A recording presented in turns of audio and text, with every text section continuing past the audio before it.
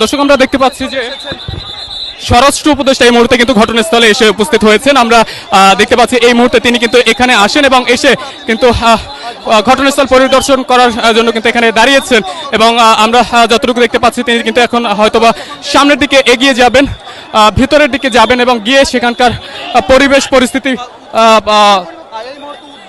দেখবেন আর কি। আমরা দেখতে পাচ্ছি যে ধীরে ধীরে তাকে কিন্তু সামনের দিকে নিয়ে যাওয়া হচ্ছে, অর্থাৎ তিনি সামনের দিকে যাচ্ছেন।